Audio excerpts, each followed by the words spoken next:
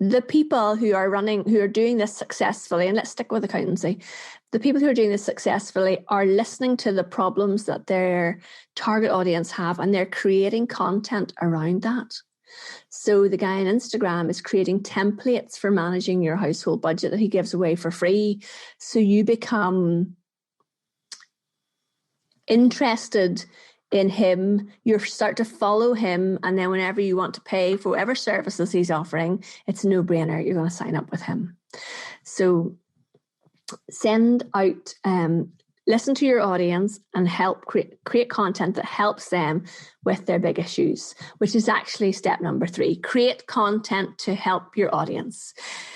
I very much believe on LinkedIn, the best way to grow your presence on LinkedIn, and I don't mean by connecting with 50 people a day. I'm really not into that at all.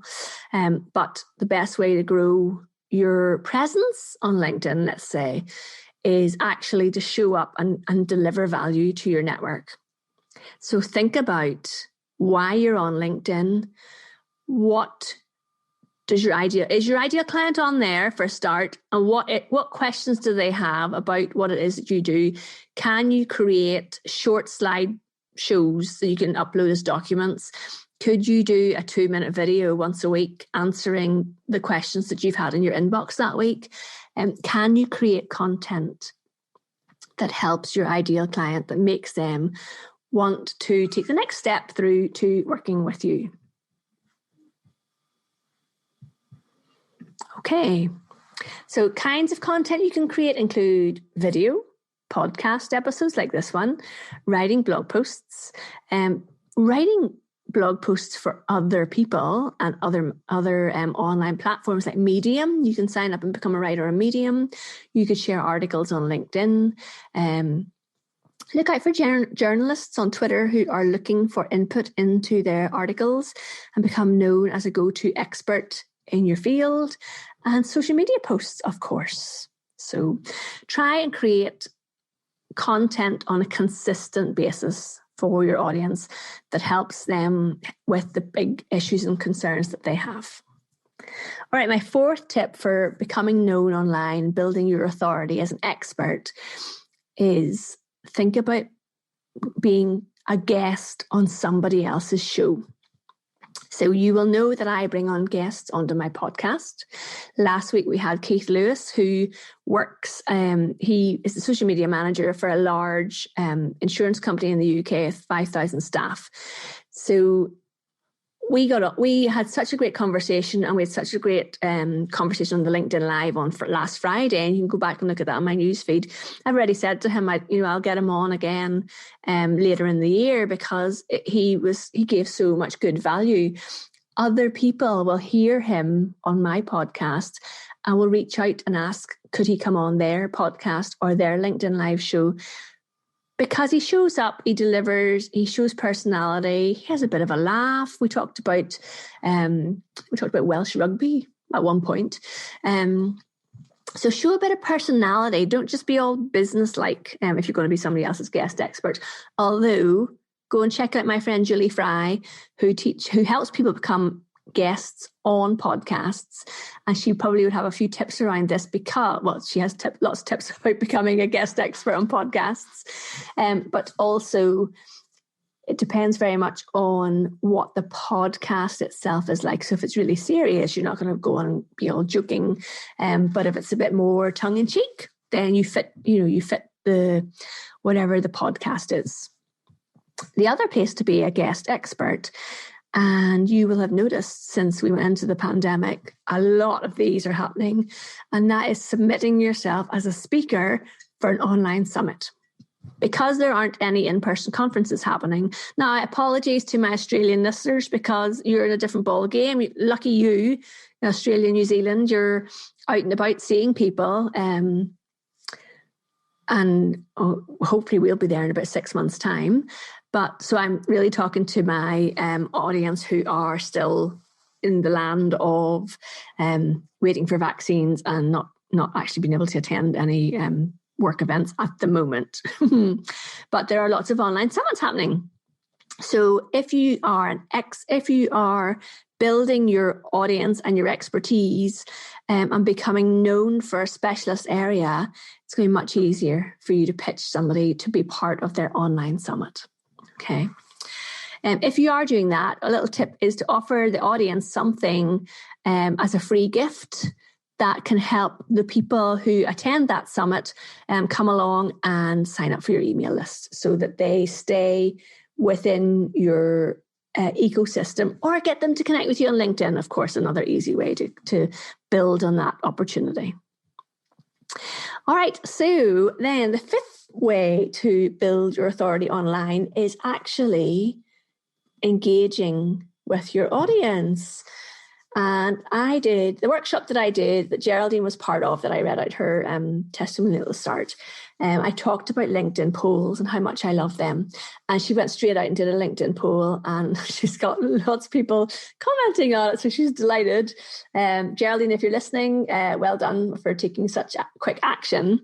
But connect with your audience, engage with them, have conversations with them. Okay.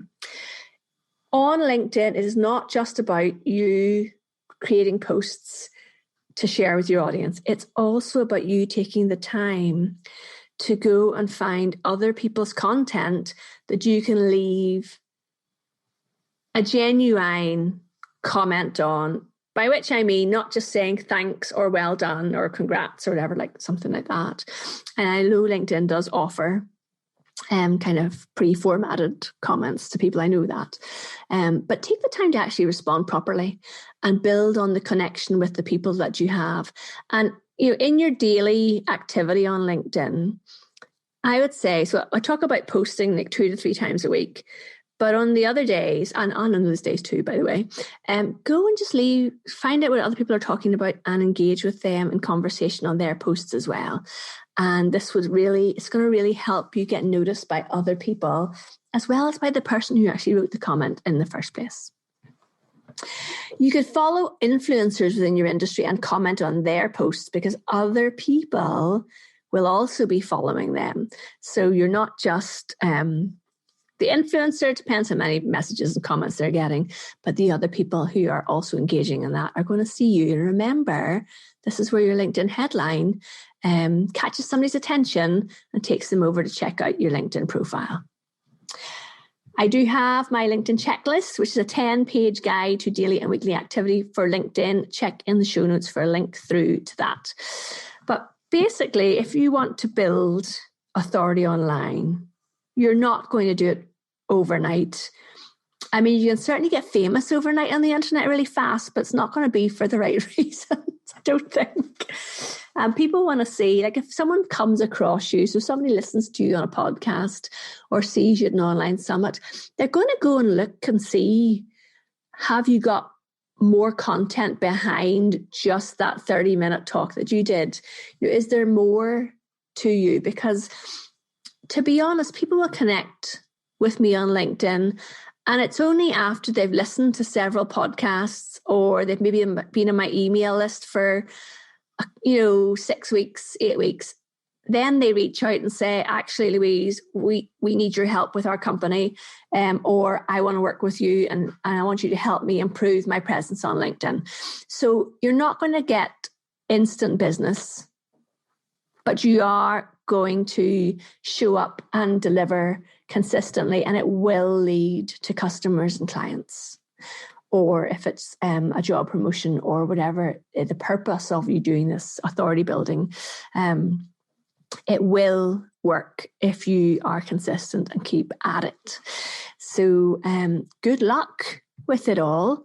And if you have any questions about what I'm talking about today, then reach out. Love talking to my listeners. And actually, I wanted to say hello to all my listeners in India.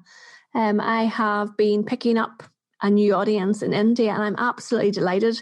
So if you are one of my Indian podcast listeners, send me a message on LinkedIn, let me know and say hi, because that would be really fun. And you're so welcome to join. I've got a free group called Linking In with Louise on LinkedIn. You're very welcome to come and join that and say hello to all the other listeners as well. That would be super.